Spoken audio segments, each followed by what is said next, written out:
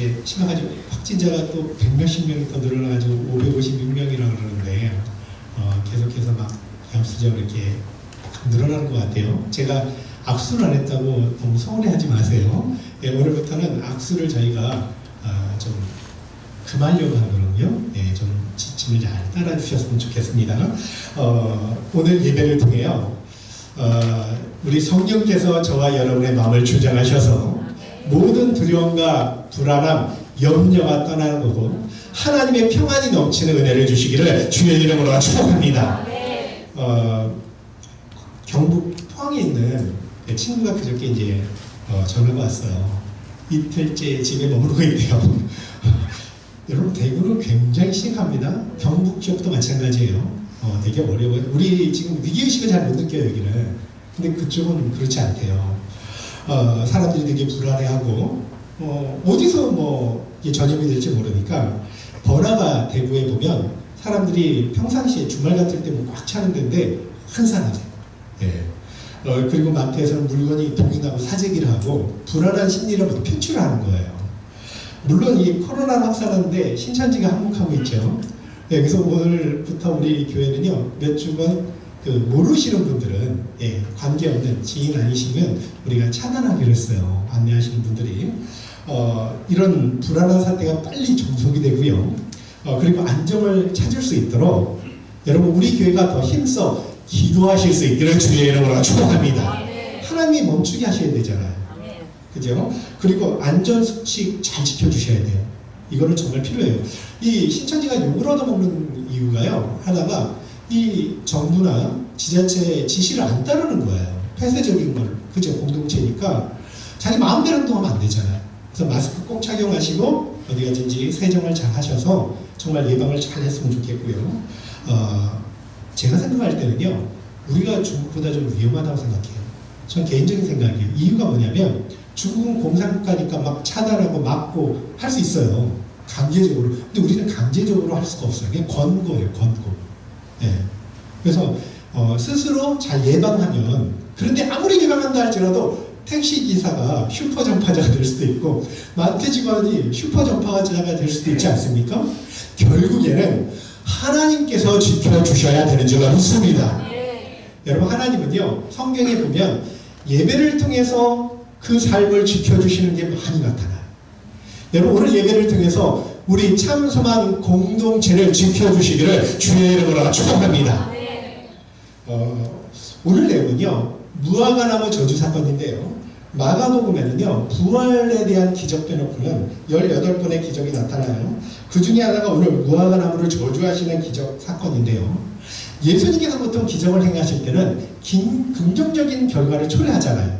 근데 이 무화과나무 저주 사건은요 아주 부정적인 결과를 초래하죠. 저주 사건이죠. 근데 아주 큰 영적 은혜를 많이 들려줘요. 그래서 오늘 말씀을 통해서요 정말 저와 여러분에게 하나님께서 기도할 힘을 불어넣어 주시고요. 그리고 성결에 대한 소망이 넘쳐나는 은혜의 시간이 되실 수 있기를 주의 이름으로 축복합니다. 12절을 읽고 한번 나눠볼게요. 자, 시작. 이튿날 그들이 베다니에서 나왔을 때 예수께서 시장하신지라. 자, 예수님께서 기적을 행하실 때 여러분 보면 자신의 어떤 사적인 욕심이나 개인적인 감정으로 기적을 행하신 적이 없어요. 하나님의 뜻을 따라 또 사람들을 긍휼히 여기는 마음으로 기적을 행하셔요. 예를 들면 병자를 치유하실 때도요 그 당사자나 가족을 보고 불쌍히 여기셔서 치유하셔요. 귀신을 쫓아주셨을 때도 마찬가지. 그죠? 죽은 자를 살리는 거 보세요. 나사로는요 그 마르다 마리아 사랑하는 그들이 울고 있으니까 슬퍼하니까 그들 또 구원해 주셔요. 살려주죠. 또 외아들 잃어버린 과부를 보세요. 과부를 불쌍해서 살려주셔요. 근데 무화과나무 저주 사건은 좀 사정이 달라요. 아주 특별한 상징적인 메시지를 담고 있고요. 어떤 교훈을 담고 있는데 12절에 이튿날 그들이 베다니에서 나왔을 때 예수님께서 시장하신지라 했어요. 그러니까 우리처럼 완전한 사람이 되셨기 때문에 그죠? 배고픔을 느끼시 우리 이거에 참 위로를 받지요. 여러분 이건 고난주간 둘째 날에 있었던 일이에요. 첫째 날 뭐 하시죠? 낙이 타시고 예루살렘에 입성하셨습니다. 그리고 성전에 들어가셔서 잘 둘러보신 거예요. 11절에 한번 읽어보실래요? 11절에 말씀하시죠. 시작. 예수께서 예루살렘에 이르러 성전에 들어가사 모든 것을 둘러보시고 때가 이미 저물때 12제자를 데리시고 베다니에 나가십니다. 근데 이거는 고난주간 첫째 날 종교주일에 일었었던 일이에요. 예수님 공생의 초기에도요. 오늘 성전 정화 사건처럼 비슷하게 행하신 일이 나타나요. 그러니까 의로운 분노를 받으시면서 성전에 들어가셔서 매매하는 자들, 돈 바꾸는 자들을 다 쫓아내시고 상을 엎으셔요. 근데 3년이 지났는데 하나도 안 달라진 거예요. 여전히 성전은 강도의 소굴이 되고요. 그런데 입성 첫날은 날이 저물었잖아요. 그래서 제자들을 내리시고 예루살렘에서 나오셨어요. 감난산에 있는 이 베다니에서 머무시고, 근데 이 베다니에서 예루살렘까지는요 한 2km 정도 돼요. 아주 가까운 곳이에요. 그럼에도 불구하고 이 오르막 내리막 길이 반복이 되니까 그래서 힘이 듭니다. 지금 예수님이 다음날 아침 새벽이에요. 베다니에서 나오셔서 지금 길을 가시는데 예루살렘으로 가고 계시는데 시장하셨다고 표현하는 거예요. 자, 그때 멀리서 잎사귀가 무성한 무화과 나무를 보신 거예요. 한번 13절 읽어볼게요. 자, 시작. 멀리서 잎사귀에 있는 한 무화과 나무를 보시고 그 나무에 무엇이 있을까 하여 가셨더니 가서 보신즉 잎사귀 위에 아무것도 없더라. 이는 무화과의 때가 아닙니다. 여러분, 이 벳바기에서 무화과 나무를 보신 거예요. 베다니에서 예루살렘 가는 중간에 그 벳바기가 있어요. 근데 이 벳바기에서 여러분 아시는 것처럼 첫째 날, 고난주간 첫째 날 두 제자를 보내셔서 나귀 새끼를 끌고 오라 명하신 곳이에요. 그죠? 근데 이 벳바기는요, 베트파게라고 이야기해요. 베트는 집이에요, 언어로요. 파게는 덜 익은 무화과를 이야기해요. 그래서 뜻이 뭐죠? 베트파게? 예, 덜 익은 무화과의 집. 이렇게 이제 표현하는 거예요. 실제 벳바기에는요, 무화과 나무가 많이 있어요. 길에. 예수님은 주인 없는 그 나무에 먹을 것이 있나 찾아가신 거예요. 근데 이때가 언제냐면 6월절을 앞둔 이른 봄, 그러니까 4월 초쯤 돼요. 유명한 영국 철학자 버틀란트 러셀이요, 나는 왜 기독교인이 아닌가라는 책에서 이렇게 이야기를 해요. 예수님은 무화과 때도 아닌데 열매가 없다고 저주하는 걸 보니까 예수님은 합리적인 분도 아니고 또 상식적인 분도 아니라면서 그렇게 악평을 해요. 나는 기독교인 되지 않는다는 거예요. 근데 여러분, 버틀란트 러셀이요, 탁월한 철학가가 되는지는 모르지만 굉장히 성경과 식물에 대해서 무지한 사람이에요. 왜냐하면 무화과 나무의 본격 추수기는 8월에서 10월이에요. 많은 열매를 맺게 되는데, 근데 예수님께서 찾으셨던 데가 4월 초잖아요. 근데 이때도 열매가 있어요. 파게, 덜 익은 열매가 그때 열리기 시작해요. 당도는 떨어지는데 맛은 떨어지지만 가난한 자들이 그걸 통해서 배고픔을 면하기도 했어요. 그리고 이 8월, 10월 되면요, 익은 열매죠. 예, 그 달콤한 무화과라 그래서 테레나라고 표현을 해요. 그때 열리는 8월에서 10월. 지금 무화과 나무를 보니까 1년에 3번에서 5번의 열매를 맺는데요. 이 토양만 좋으면. 그리고 무화과 나무의 특징이 뭐냐면요, 잎사귀를 내면 열매를 맺는 특성이 있대요. 그러니까 예수님께서 잎이 무성한 무화과 나무를 보시니까 당연히 열매가 있겠구나, 이건 기대하는 건 상식이에요. 그런데 열매가 없었다는 거예요. 여러분, 예수님은요, 완숙한 성숙된 열매를 기대하신 것이 아니에요. 그죠? 미성숙하지만 덜 성숙된 열매라도 열매 자체를 기대하셨다는 거예요. 여러분, 뒤에도 말씀드리지만 이 무화과 나무는 이스라엘을 상징하는 거예요. 이스라엘에게 성숙한 신앙 열매 기대하신 거 아니에요. 미성숙하지만 그래도 파기 같은 덜 익은 열매라도 있기를 기대하셨다는 뜻이에요. 14절 한번 읽어볼게요. 자, 시작. 예수께서 나무에게 말씀하여 이르시되 이제부터 영원토록 사람이 내게서 열매를 따먹지 못하리라 하시니 제자들이 이를 듣더라. 열매가 없으니까 저주를 하셔요. 파게라는 덜 익은 열매가 맺히지 않으면 태나 익은 열매도, 달콤한 열매도 절대로 안 맺힌대요. 그래서 예수님께서 이제부터 영원토록 사람이 내게서 열매를 따먹지 못하리라 저주하십니다. 그 결과 뿌리채 말라버리죠. 뿌리까지 말랐다는 건 뭐냐면 나무의 근원이 완전 죽게 된 걸 이야기하는 근데 이거는요, 당시 것만 하려 하고 열매 없는 유대인의 신앙 모습에 대한 상징적인 메시지예요.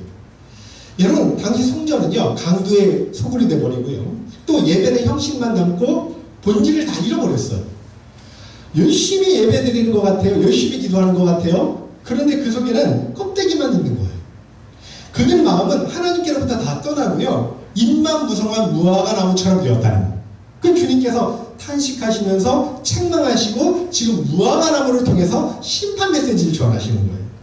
여러분, 성경이요, 예수님께서 화내신 적을 본 적이 있습니까? 그 본디오 빌라도에게 불의한 심판을 당할 때도요, 잠잠하게 도살장에 끌려가는 양처럼 그렇게 행동하셔요. 그런데 바리새인들이랑 타락한 성전을 보실 때는 의로운 분노를 바라시면서 노를 그저 바라시고 채찍을 만들어서 다 쫓아내지 않습니까? 이유가 뭐냐면 그들이 생명의 길, 천국의 길을 막게 되고요. 또 잘못된 예배를 통해서 하나님을 계속 모독하고 있으니까 예수님이 어디에서 노를 바라시는지 우리가 잘 봐야 돼요. 여러분, 성전에 들어가셔서 매매하는 자들, 돈 바꾸는 자들, 비둘기 파는 자들의 상을 엎으시고 지금 흩으셨대요. 15절 한번 읽어볼게요. 자, 시작. 그들이 예루살렘에 들어가니라. 예수께서 성전에 들어가사 성전 안에서 매매하는 자들을 내쫓으시며 돈 바꾸는 자들의 상과 비둘기 파는 자들의 의자를 불러 엎으시며. 예수님은요, 우리에게도 열매를 기대하신다는 그런 말씀이에요. 여러분, 요한복음 15장 1절 6절 조금 긴데 한번 같이 한번 크게 읽어볼게요. 자, 시작. 나는 참 포도나무요 내 아버지는 농부라. 무릇 내게 붙어있어 열매를 맺지 아니하는 가지는 아버지께서 그것을 제거해 버리시고 무릇 열매를 맺는 가지는 더 열매를 맺게 하려 하여 그것을 깨끗하게 하시느니라. 너희는 내가 일러준 말로 이미 깨끗하여졌으니 내 안에 거하라. 나도 너희 안에 거하리라. 가지가 포도나무에 붙어있지 아니하면 스스로 열매를 맺을 수 없음같이 너희도 내 안에 있지 아니하면 그러하리라. 나는 포도나무요 너희는 가지라. 그가 내 안에 내가 그 안에 거하면 사람이 열매를 많이 맺나니 나를 떠나서는 너희가 아무것도 할 수 없습니다. 사람이 내 안에 거하지 아니하면 가지처럼 밖에 버려져 마르나니 사람들이 그것을 모아다가 불에 던져 사르느니라. 네. 농부 되시는 아버지 하나님, 우리에게 열매를 기대하시는데, 근데 열매를 맺으려면 참 포도나무 대신 주님만에 거하고 주님께 붙어있고 주님과 교제하는 삶이 되어야 된다고 말씀합니다. 여러분, 그렇지 않으면요, 열매는 우리가 스스로 맺을 수 있는 것 같은데 절대 맺지 못해요. 의의 열매는 내 노력만으로 불가능해요. 가지처럼 밖에 버려져 마르게 되고 모아다가 불사른다고 그렇게 말씀하죠. 여러분, 그래서 경건의 모양과 함께 경건의 능력이 꼭 필요하다는 그런 말씀이에요. 경건의 능력을 갖추는 일은 아주 복된 일이에요. 우리가 그리스도 안에 거하는 일이 세상에서 가장 복된 일임을 믿으시기를 주의 이름으로 축원합니다. 여러분, 경건의 모양과 함께 경건의 능력을 갖추는 일이 복된 일이라는 걸 잘 기억하시고요. 오늘도 그리스도 안에 거하고 잘 붙어 있어서 저와 여러분의 삶에 하나님께서 주시는 풍성한 열매가 주렁주렁 맺힐 수 있기를 주의 이름으로 축복합니다. 우리 오늘날 시대에는 성전이 어디입니까? 여기는 교회잖아요, 그죠? 성전은 우리 몸이에요. 마음 성전이에요. 고린도전서 3장 16절 17절에 이렇게 말씀하지. 한번 보세요. 자, 시작. 너희는 너희가 하나님의 성전인 것과 하나님의 성령이 너희 안에 계시는 것을 알지 못하느냐. 누구든지 하나님의 성전을 더럽히면 하나님이 그 사람을 멸하시리라. 하나님의 성전은 거룩하니 너희도 그러하리라. 신약 교회를 에클레시아라고 합니다. 제약된 세상에서 불러 모아진 성별된 자들. 그러니까 예수 그리스도를 구주로 믿고요. 또 마음 성전을 이룬 사람들의 모임을 교회라고 표현해요. 만약 그런 거룩한 공동체가 타락하면 어떻게 될까요? 그러니까 경건의 능력을 잃어버리면 절대 그런 일이 있어서는 안 되겠지요. 여러분, 경건의 능력을 잃어버린 예루살렘을 한번 보세요. 그로부터 40년 후에 로마의 티투스 장군에 의해서 멸망을 당해요. 성전은 파괴되고요. 예루살렘 성벽은 돌 위에 돌 하나 남지 않고 완전히 무너집니다. 그리고 유대인들은요, 그때 죽은 사람들이 100만 명이 넘는데요. 엄청난 숫자예요. 남녀노소 할 것 없이 그 살육을 당하고요. 아이된 자는 짓밟힘을 당하고요. 끔찍한 일이 벌어져요. 만약 주님께서 책망하셨을 때 돌이키고 회개했더라면 결코 그렇게 참혹한 비유는 겪지 않았을 거예요. 여러분, 주님이 포도원 비유를 통해서 아주 은혜로운 말씀을 하셔요. 어떤 사람이 포도원에 무화과 나무를 심어요. 그런데 3년이 지났어요. 근데 열매를 맺지 못하는 거예요. 그랬더니 주인이 포도원지기에게 이렇게 명합니다. 무화과 나무가 땅만 버리니까 찍어버리라. 그랬더니 포도원지기가 이렇게 주인에게 부탁을 해요. 주인이요, 금년에도 좀 그대로 두소서. 내가 두릅하고 거름을 줄이니 이후에 만일 열매가 열매 좋거니와 그렇지 않으면 그때 찍어버리소서. 그러니까 어떻게 보면 심판을 유예해 달라는 뜻이에요. 여러분, 여기 주인은요, 하나님 아버지를 말씀하고요. 그리고 포도원지기는요, 우리 예수님을 이야기하고요. 또 무화과 나무는 이스라엘을 상징하고요. 그들이 맺어야 될 열매는 회개와 성결의 열매를 이야기하는 거예요. 당시 이스라엘의 운명을 비유로 말씀하신 내용인데요. 이스라엘은 공생의 기간 동안 주님의 수많은 말씀을 들어요. 정말 하나님의 기적을 많이 목도합니다. 그로 인해서 열매 맺을 기회가 충분했어요. 그런데 돌이키지 않아요. 아무 변화가 일어나지 않아요. 그래서 아픔을 겪을 수밖에 없어요. 만일 우리가 당시 제자들이었다면 여러분 어떻게 될까요? 유대인들이었다면 마땅히 난 인망무성한 무화과 나무만 되면 안 되겠다. 정말 예수님 말씀대로 열매를 주렁주렁 맺는 그런 복된 삶이 되었다 결심하지 않겠습니까? 여러분, 제자들은 그랬거든요. 그것이 진정 하나님 아버지 예수님을 기쁘게 하는 일이잖아요. 우리에게는 아직 기회가 있어요. 여러분, 지금도 회개할 기회가 충분하고요. 복받을 기회가 충분하게 되는 줄 믿습니다. 이제부터라도 결단하고 결심해서 우리가 그리스도 안에 거하려고 노력하고요. 정말 열매 맺도록 또 기도하고 또 주님의 능력을 의지하면 아름다운 열매를 맺고 또 우리 삶에 하나님이 기대하는 풍성한 의의 열매들이 맺힐 수 있는 은총을 허락하여 주실 줄 믿습니다. 예수님은 성도들에게 잎을 찾으시는 게 아니라 열매를 찾으셔요. 그럼 우리가 맺어야 될 열매가 뭔가? 어떤 열매를 주님을 기쁘게 할까요? 그걸 바로 성령의 열매로 표현하는데요. 갈라디아서 5장 22절 24절입니다. 읽어볼게요. 자, 시작. 오직 성령의 열매는 사랑과 희락과 화평과 은혜천국과 자비와 양성과 충성과 온유와 절제니 이 같은 것을 금지할 법이 없느니라. 그리스도 예수의 사람들은 육체와 함께 그 정욕과 당신의 십자가에 못 박았느니라. 성령의 열매는 내 자신이 스스로 맺는 것이 아니에요. 그리스도 안에 붙어 있을 때 그리스도가 공급하시는 힘으로 성령의 열매는 저절로 맺혀지는 줄 믿습니다. 이걸 기억하셔야 돼요. 여러분, 사랑 됩니까? 잘 안 돼요. 이건 주님이 주셔야 돼요. 용서 됩니까? 잘 안 돼요. 절제 됩니까? 잘 안 돼요. 그러나 우리가 그리스도 안에 있으면 그리스도께서 날마다 영양분을 공급해 주셔서 이런 9가지의 성령의 열매가 삶에 넘치도록 맺혀주는 은혜를 주실 줄 믿습니다.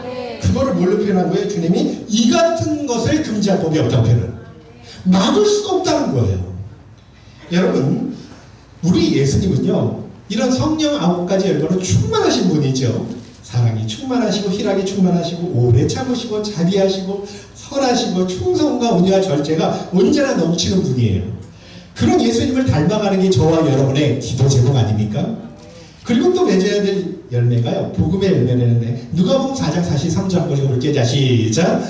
예수께서 이르시되 내가 다른 동네들에서도 하나님의 나라 복음을 전하여야 하니 나는 이 일을 위해 보내심을 받았노라 하시고. 여러분, 예수님은 이 땅에 전도하러 오셨다고 말씀해요. 복음의 열매를 맺으려고 오셨어요. 우리는 그리스도께 속한 자들이잖아요. 우리가 평생을 맺어야 될 영적 열매는 복음의 열매라는 사실이죠. 또 맺어야 될 열매가요, 예배의 열매인데 예수님께서 성전에서 채찍을 드신 이유가 뭐예요? 성경의 타락이잖아요. 예배의 타락이잖아요. 그래서 매매하는 자들 강도의 소굴을 다 쫓아내죠. 근데 기억하세요. 여기 성전은요, 이방인의 뜰을 이야기해요. 당시 이방인의 뜰에는요, 이방인들이 와서 기도하는 장소예요. 근데 그 기도 장소가요, 강도의 소굴이 되고요, 장사꾼의 소리로 넘쳐나니까 주님이 진노하셨다는 거예요. 자, 그래서 예배 회복은요, 교회의 본질이라는 걸 기억하시고요.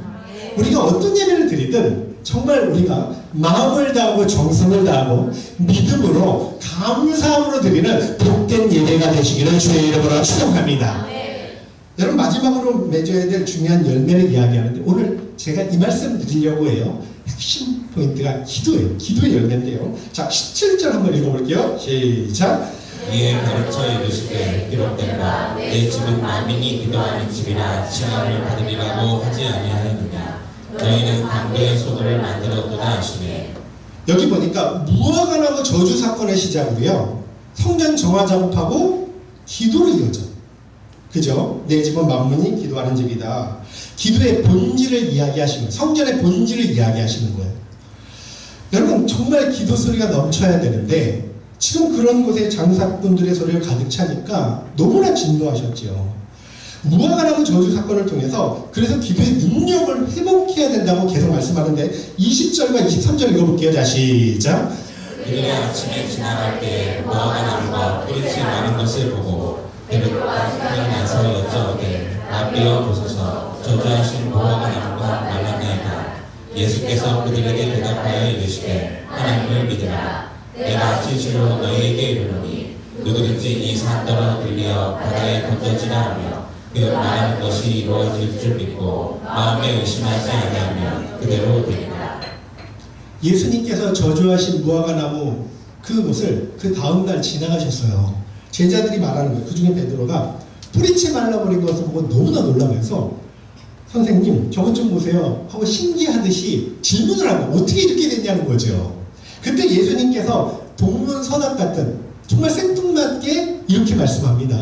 하나님을 믿으라. 내가 진실로 너에게 이르노니 누구든지 이 산더러 들려 바다에 던지라면 그 말하는 것이 이루어질 줄 믿고 마음에 의심하지 아니하면 그대로 되리라. 기도에 대한 능력에 대해 말씀해요. 여러분 보세요. 이 본문을 잘 보셔야 돼요. 무화과 저주 사건, 선전 정화, 그리고 기도의 능력을 이야기해요. 기도가 그만큼 중요하다는 걸 말씀하는 거예요. 여러분 교회가 어떻게 탄생하죠? 오순절 성령 강림 사건이 언제 일어납니까? 그 120명의 문도들이 마가의 다락방에 모여서 열흘 동안 간절히 기도할 때 성령이 임하시고 교회가 탄생하게 되잖아요. 그러니까 교회의 본질, 믿음 공동체의 본질은 기도라는 말씀이에요. 24절 한번 읽어볼게요. 자 시작.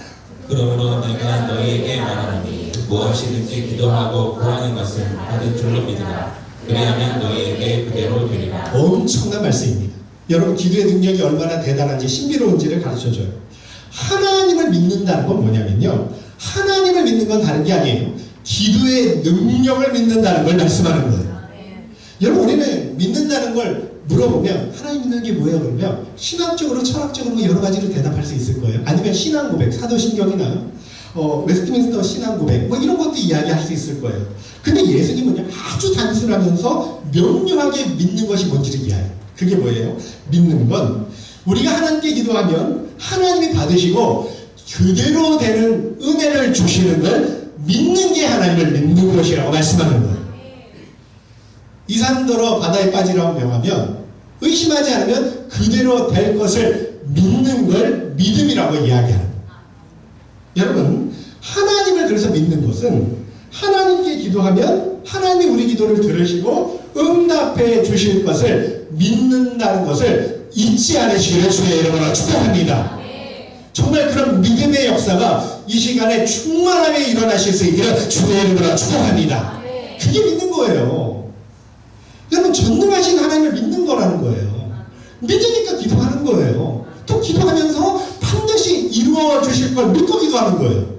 그러면 하나님은 그걸 기쁘게 받으시고 그대로 되는 은혜를 주신다는 말씀이에요.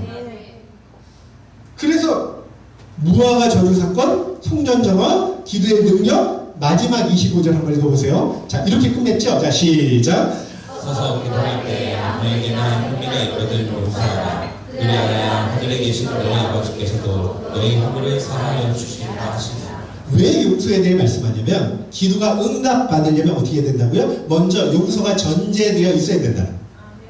그죠? 구약 족장들 보세요. 아브라함, 이삭, 야곱, 요셉. 여러분 항상 기도하고요. 하나님의 축복을 받아 누린 사람들이죠. 선진들 보세요. 모세, 여호수아, 사무엘, 다윗 역동적인 기도의 사람들이고요. 그들 삶에 하나님의 놀라운 은총이 정말 무한히 나타나요. 여러분, 그런데 그런 기도가 어느덧 유대인들 사이에 다 힘을 잃어버린 거예요. 형식화되고 습관화되고 하루에 3번 기도 시간이 있어요, 성전에. 그런데 그거는 능력은 사라지고 껍데기만 남은 거예요. 바리새인들 기도 보세요. 하나님을 의식한 기도가 아니에요. 사람한테 보이려고 해요. 이방인의 뜰에는 이방인의 기도 소리가 넘쳐야 되는데 지금 어떻게 돼요? 장사꾼들의 손으로 팔을 쳐요. 여러분, 기도는 아주 영광스러운 행위예요. 그러니까 중언부언이나 형식적인 것이 아니에요. 살아계시는 하나님을 만나는 복의 통로가 되는 줄로 믿습니다. 우리가 성령의 능력을 힘입는 하나님의 은혜를 입게 되는 수단이 되는 줄로 믿습니다. 정말 거룩한 수단이죠. 베드로는 믿음의 기도를 통해서 무리를 걸어요. 사도 바울은 믿음의 기도를 통해서 죽은 자를 살려내요. 여러분, 이런 기도의 특권은 성도만 누릴 수 있다는 말씀이에요. 성도들은요, 기도를 통해서 삶이 얼마든지 변화될 수 있는 성령의 열매를 맺을 수 있는, 풍성히 맺을 수 있는 은혜를 주실 것이고요. 그리고 무슨 기도를 하든 하나님께서 뜻에 합하면 응답받는 은혜를 주실 줄로 믿습니다. 저는 오늘 그래서 이 예배를 통해 저와 여러분에게요, 하나님께서 성령을 통해서 기도할 힘을 불어넣어 주시기를 주의 이름으로 축복합니다. 정말 우리 참성한 교회가 기도 소리가 끊이지 않기를 주의 이름으로 축복합니다. 요한복음 14장 13절 14절에 이렇게 말씀합니다. 주님은 너희가 내 이름으로 무엇을 구하든지 내가 행하리니 이는 아버지로 하여금 아들로 말미암아 영광을 받으시게 하려 합니다. 내 이름으로 무엇이든지 내게 구하면 내가 행하리라.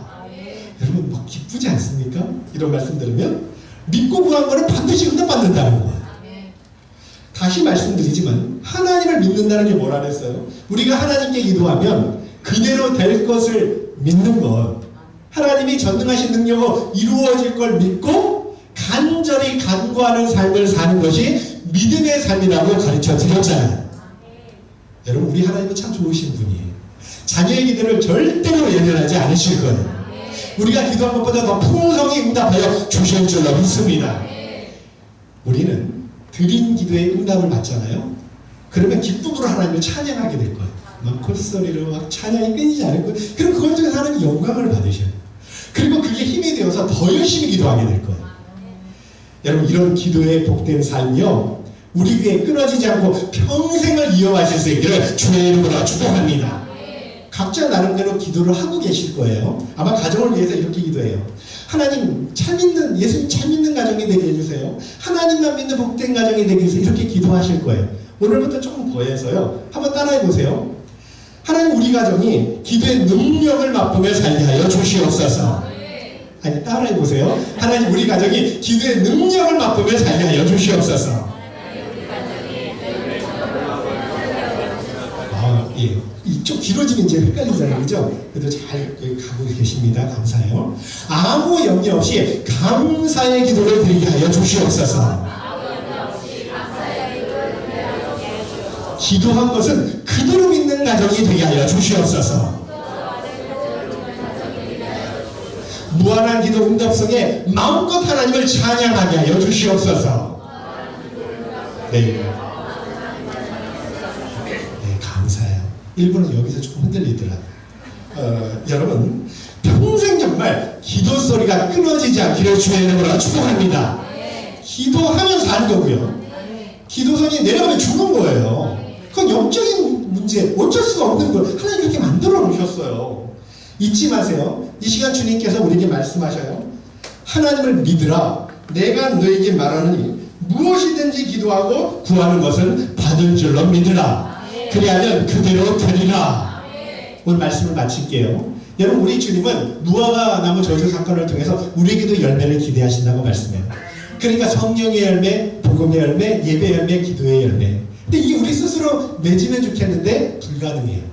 우리가 주님께 붙어있을 때 주님이 공급하시는 은혜로 날마다 맺는 은혜를 주실 줄로 믿습니다. 여러분, 특별히 코로나19 때문에 근심이 있잖아요. 그래도 확신하는 게요, 하나님은 전지전능하신 분이잖아요. 우리 이진수 집사님 오늘 기도하신 것처럼 생사화복을 주관하시는 하나님이시잖아요. 정말 그 하나님께서 여러분의 일터에서도 가정에서도 하실 모든 일들 위에 보호하시는 불꽃 같은 눈동자로 지켜주시는 은총이 있기를 주의 이름으로 축복합니다. 여러분 한 주간도 믿음의 기도로 승리하실 수 있기를 주의 이름으로 축복합니다. 옆에 분한테만 이렇게 인사할까요? 이번 한 주간은 기도의 본질을 회복하겠습니다. 기도한 것마다 그대로 믿겠습니다. 네, 우리 다 같이 일어나셔서 이 시간 찬양하고요. 기도하기로 합니다.